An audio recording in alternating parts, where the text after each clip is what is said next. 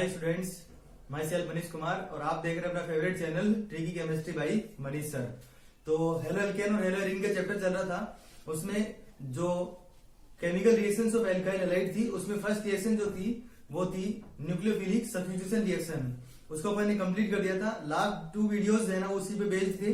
जैसे first video है उसमें बताया था मैंने आपको कि न्यूक्लियोफिलिक सब्स्टिट्यूशन रिएक्शन क्या होती है, उसके टाइप कौन से होते हैं, और उसका जो पीडीएफ भी प्रोवाइड करा दिया था कि उसके अंदर 10 टाइप के डिफरेंस अपन ने यहाँ पर देखे थे। और इससे लास्ट क्लास के अंदर जो अपन ने एग्जांपल देखे थे SN1 और SN2 रिएक्शंस के, और उनको आइडेंटिफाई करने की ट्रिक देखी थी। बहुत शानदार ट्रिक से अपन जल्दी से आंसर निकाल पा रहे थे कि रिएक्टिविटी ऑर्डर जो है उसका कैसे पता लगाएंगे। तो अगर आप पहली बार वीडियो देख रहे हैं आज, तो जो पहले वाली वीडियो है वो भी देख लें, जिससे कि केमिकल रिएक्शंस जो है वो आपके क्या आ जाए, कंटिन्यू में आ जाए। थोड़ा सा मैं एक बार बता देता हूँ कि न्यूक्लियोफिलिक सब्स्टिट्यूशन क्या था।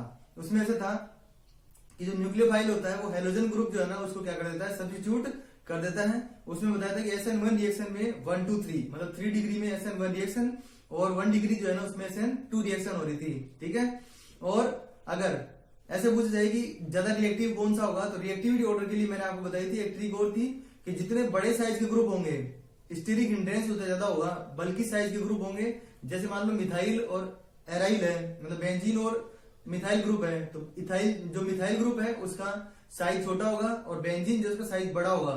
तो बड़े साइज के ग्रुप होंगे तो उसमें स्टीरिक हिंड्रेंस ज्यादा होगा, जिसकी वजह से बैक साइड अटैक पॉसिबल नहीं है। आप तो सीधे सीधे ध्यान रखो कि बड़े साइज के ग्रुप आ जाए तो ऐसे में कौन सी रिएक्शन होती है, SN1 रिएक्शन होती है। बड़े साइज के ग्रुप आ जाए तो, और ग्रुप जितना नजदीक होगा लिविंग ग्रुप के उतना ज्यादा इफेक्ट उसका होगा। ठीक है। इसकी वजह से रिएक्शन जो है वो होने की प्रोबेबिलिटी, जो SN2 रिएक्शन होने की प्रोबेबिलिटी है वो क्या हो जाती है, डिक्रीज हो जाती है। आज अपन जो रिएक्शन देख रहे हैं वो देख रहे हैं सेकंड रिएक्शन, जो कि है एलिमिनेशन रिएक्शन। 3 टाइप्स की रिएक्शन इसके अंदर थी अपने पास। पहली न्यूक्लियोफिलिक सब्स्टिट्यूशन, सेकंड जो थी वो एलिमिनेशन, और थर्ड जो अपने पास रिमेनिंग बचेगी वो बचेगी रिएक्शन विद मेटल्स। ठीक है। उसमें कुछ नेम रिएक्शंस वगैरह भी आएंगी। ठीक है। तो आप अगर चैनल पे फर्स्ट टाइम आए तो चैनल को सब्सक्राइब कर दें, क्योंकि देखो मैं आपसे एक चीज कहना चाहता हूँ। जैसे स्टूडेंट जो है उनका रेस्पॉन्स मैंने देखा, तो उसी तरीके से जो है मैं आज क्लास जो है उसको प्रोसीड करने से पहले आपसे एक बात करना चाहता हूँ, और वो ये है कि देखो आपको YouTube के ऊपर या बाकी जब सोर्स हैं उनके ऊपर जितने भी वीडियोस मिलेंगे वो सब इनकम्प्लीट मिलेंगे, इनकम्प्लीट। लेकिन मैं जो सिलेबस कराने का मैंने कमिटमेंट किया था, जो स्टूडेंट शुरू से चैनल पे आ रखे हैं उनको कमिटमेंट किया था मैंने कि मैं जो सिलेबस है वो टोटल सिलेबस कराऊंगा। एक भी टॉपिक है ना वो आपका रिमेनिंग नहीं रहने दूंगा। तो आप कोई भी YouTube चैनल जो है वो सर्च कर लेना जिसमें कि हर एक टॉपिक जो उसको क्लियर कराया हुआ होगा। आप खुद पाएंगे कि एकमात्र चैनल अपना ही है जिसके ऊपर जो है ना आपको हर एक चीज जो है वो क्लियर कराई जाएगी। ठीक है। और जहां तक हो सकता है मैं हर चीज को न्यूमेरिकल पोर्शन को PDF की फॉर्म में या वीडियोस के माध्यम से आप तक पहुंचाने की कोशिश करता हूं।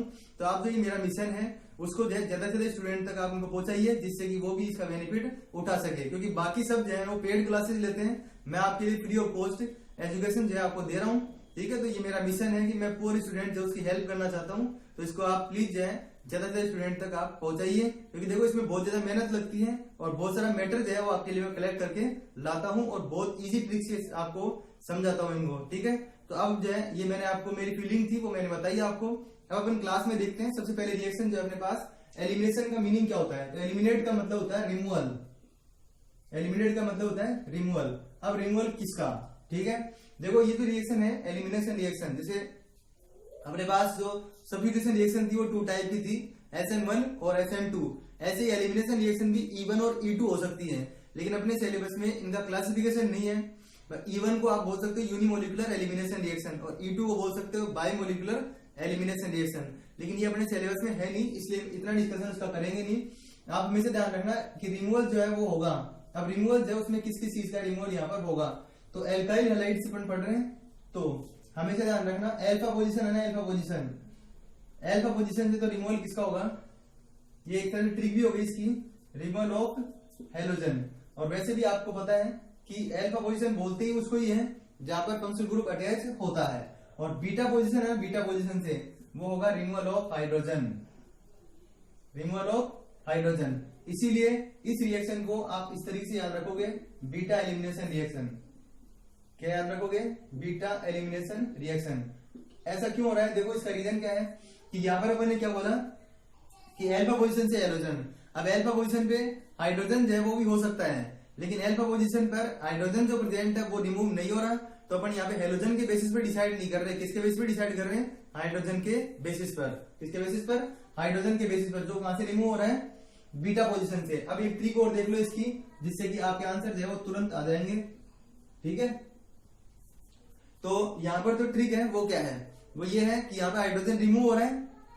तो मैंने आपको क्या बताया था कि जब भी हाइड्रोजन का रिमूवल हो, हाइड्रोजन को रिमूव कर रहे हो ना, रिमूव, तो हाइड्रोजन वहां से रिमूव करो जहां पर क्या होता है, हाइड्रोजन कम होते हैं।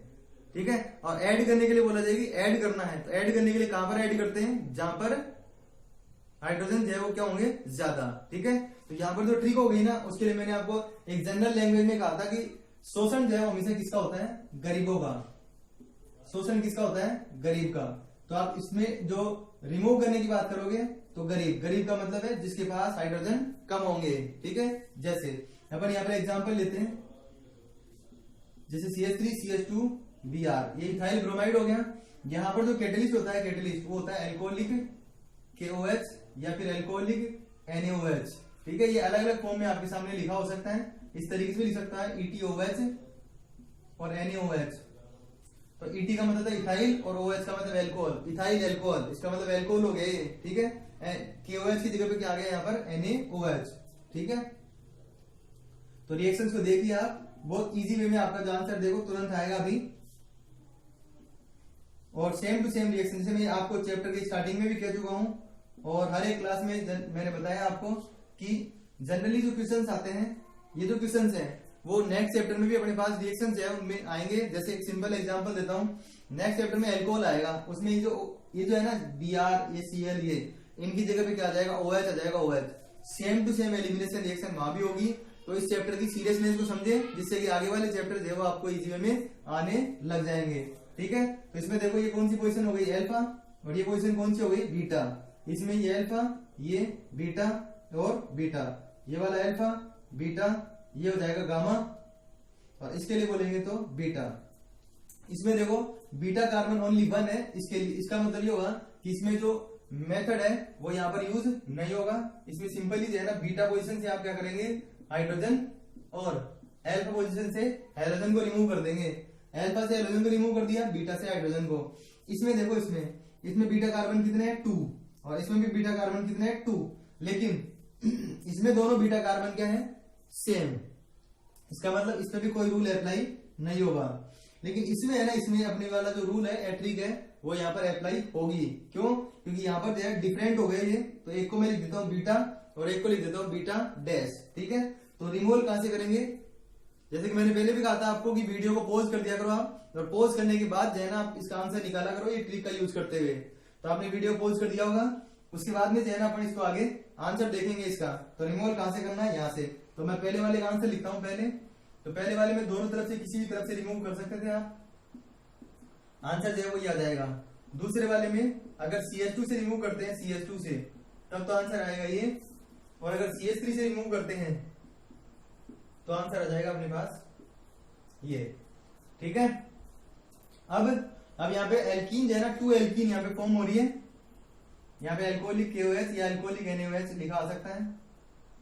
ठीक है, एक दूसरी फॉर्म और बता देता हूं मैं इसकी, ये और कैसे लिखा आ सकता है, ऐसे भी लिखा आ सकता है NaOH या KOH, और नीचे लिखा आ सकता है ऐसे एल्कोहल लैंग्वेज में। ठीक है, अब देखो यहाँ पे 2 प्रोडक्ट फॉर्म हो रहे हैं। जब भी किसी भी रिएक्शन में 2 प्रोडक्ट फॉर्म होते हैं तो इसका मतलब क्या हुआ, उनमें से एक प्रोडक्ट मेजर होता है और एक माइनर होता है। तो इन दोनों में से कैसे आइडेंटिफाई करेंगे कि मेजर प्रोडक्ट कौन सा है और माइनर प्रोडक्ट कौन सा है। तो मेजर और माइनर प्रोडक्ट की आइडेंटिफिकेशन के लिए एक साइंटिस्ट थे सेजेफ।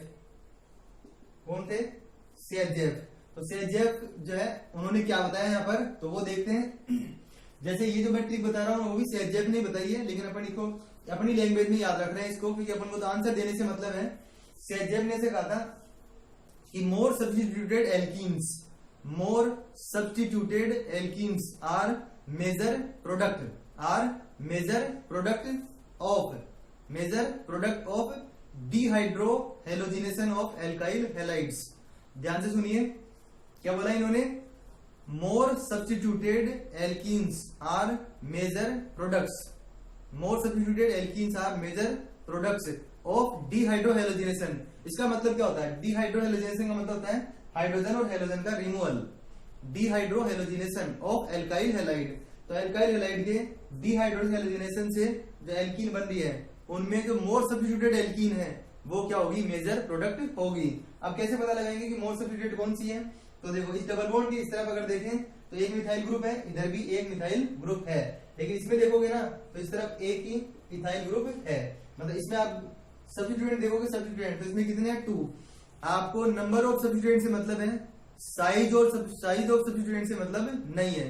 ये ध्यान रखना। देखो बारीक बारीक चीजें बता रहा हूं मैं आपको, उन चीजों का ध्यान रखोगे तो आपके आंसर में कोई प्रॉब्लम नहीं आएगी। ठीक है, मैं क्या बोल रहा हूँ यहाँ पे नंबर से मतलब है मोर सब्स्टिट्यूटेड। तो मोर क्या हुआ, एक तरह से नंबर हुआ, नंबर, साइज नहीं हुआ। आप देखोगे यहाँ पे इसमें जो है CH3 CH2 इसमें भी तो 2 कार्बन ही है, किससे मतलब है, नंबर से। ठीक है, ठीक है, तो इसमें नंबर 2 है और इसमें नंबर 1 है। इसका मतलब क्या हुआ कि मोर सब्स्टिट्यूटेड एल्कीन क्या होगी, मेजर प्रोडक्ट होगी।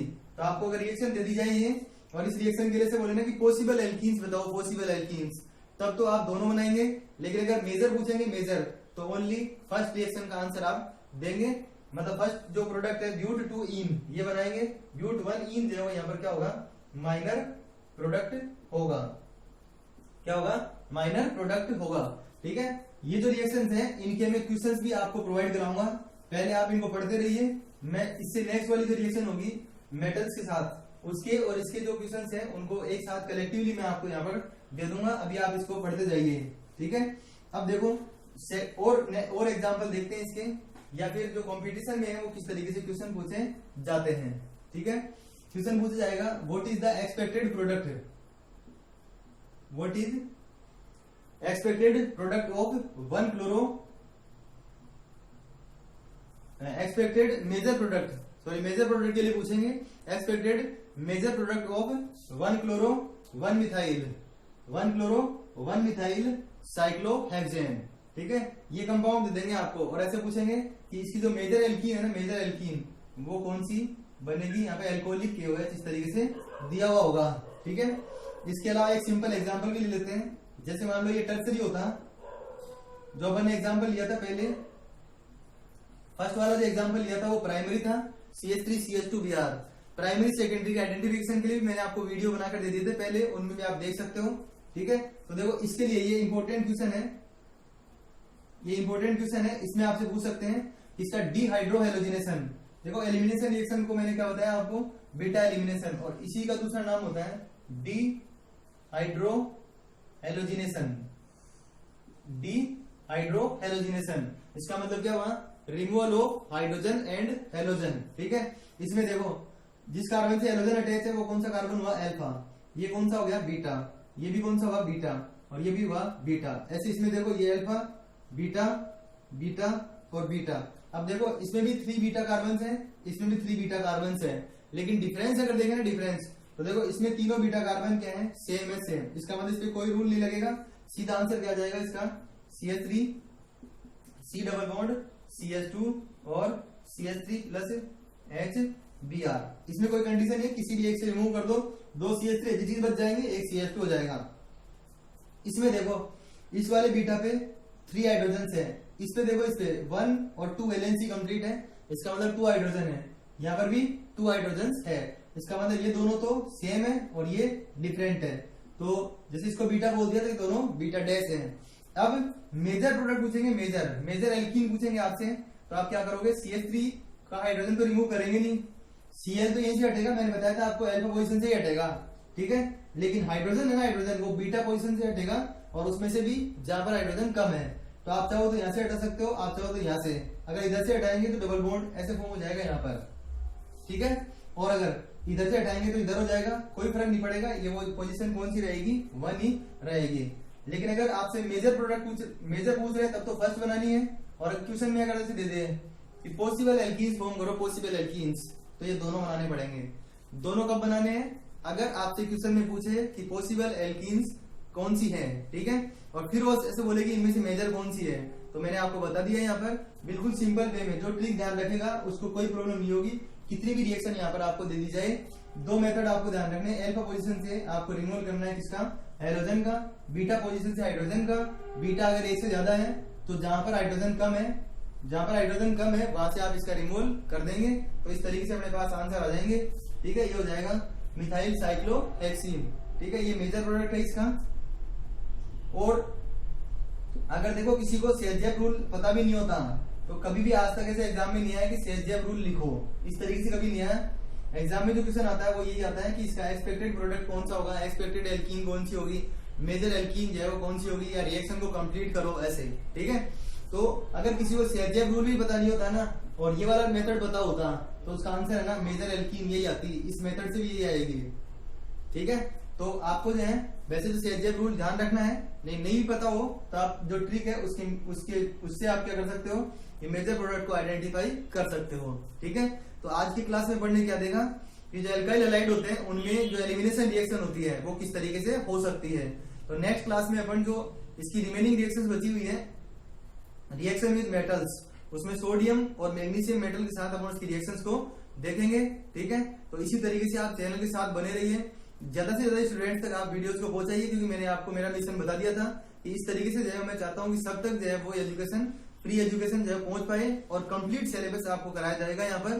ठीक है, और चैनल को अगर सब्सक्राइब नहीं किया हो तो प्लीज आप चैनल को सब्सक्राइब कर दें, और वीडियोस आपको अच्छे लग रहे हैं तो लाइक कीजिए। और भी किसी टॉपिक पे आपको वीडियो चाहिए हो तो आप कमेंट कर सकते हैं। Thanks for watching.